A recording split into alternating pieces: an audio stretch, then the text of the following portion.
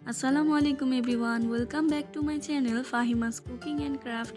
আজকের পর্বে আমি আপনাদের সাথে শেয়ার করতে যাচ্ছি সহজ উপায়ে মজাদার চিকেন চাপ। রেস্টুরেন্ট স্টাইলে এই ভীষণ মজাদার চাপটি আপনারা ঘরেই বানাতে পারবেন সহজ উপায়ে। তো আশা করি ভিডিওটি আপনাদের ভালো লাগবে। এখানে চিকেন চাপ তৈরি করার জন্য মুরগির 2টি লেগ পিস এবং একটি ব্রেস্ট পিস নিয়েছি। তো ভালোভাবে পরিষ্কার করে আমি এই শিলপাটার মাধ্যমে থেতলিয়ে নিয়েছি। দেখে নিন, ভালোভাবে থেতলিয়ে নিলে ম্যারিনেশনটা সুন্দর হয় এবং মশলাগুলো ভিতরে ভালোভাবে ঢুকে। মাংসগুলোকে ম্যারিনেট করার জন্য প্রথমে একটা বোলে আমি টক দই নিয়েছি। এরপর এখানে অ্যাড করব আদা বাটা, রসুন বাটা, ভাজা জিরের গুঁড়ো, চিলি ফ্লেক্স, গরম মশলা গুঁড়ো, হলুদের গুঁড়ো, মরিচের গুঁড়ো, ধনিয়ার গুঁড়ো, অ্যাড করে দেব স্বাদ মতো লবণ। এরপর বিট লবণও দিয়ে দিব। এরপর দিয়ে দিব গোলমরিচ। আমি আস্ত গোলমরিচকে থেতলিয়ে নিয়েছি। এরপর দিয়ে দিব টমেটো সস, সয়া সস। এখানে আমি সরিষা বাটাও অ্যাড করেছি। আপনারা সরিষাটা অবশ্যই দেওয়ার চেষ্টা করবেন, এতে সুন্দর একটা ফ্লেভার হবে।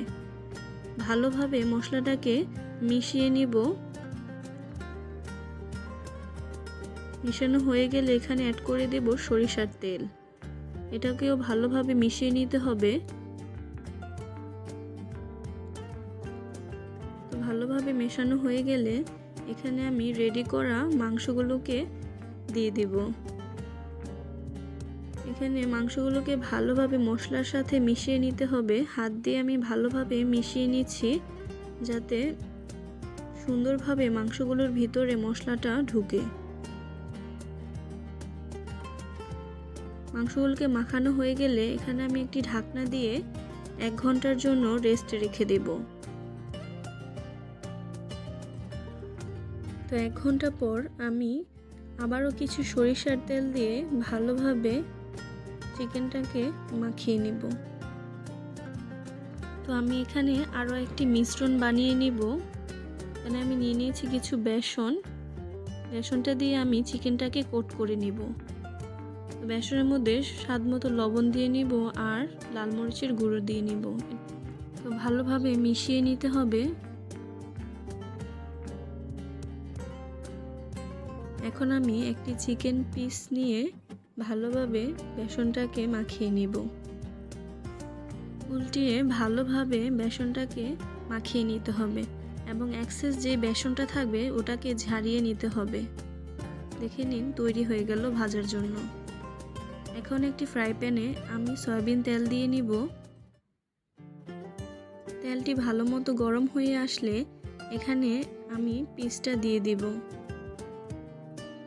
আমি সেম প্রসেসে আরও একটি চিকেনকে ভালো মতো কোট করে ফ্রাই করে নিব।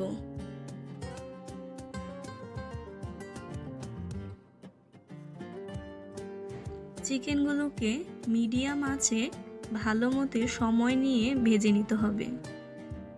তো 8 থেকে 10 মিনিটের মতো আমি ভেজে নিয়েছি।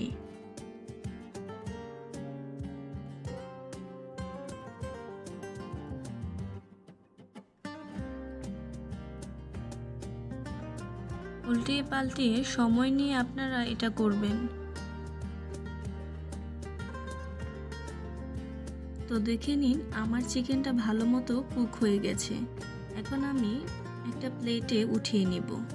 তো আপনারা এরকম সহজ মজাদার চিকেন চাপ বাসায় বানিয়ে নিতে পারবেন। আর ভিডিওটি কেমন লাগলো অবশ্যই লাইক কমেন্ট করে জানাবেন। সবাই সুস্থ থাকবেন, ভালো থাকবেন। আল্লাহ হাফেজ। আসসালামু আলাইকুম।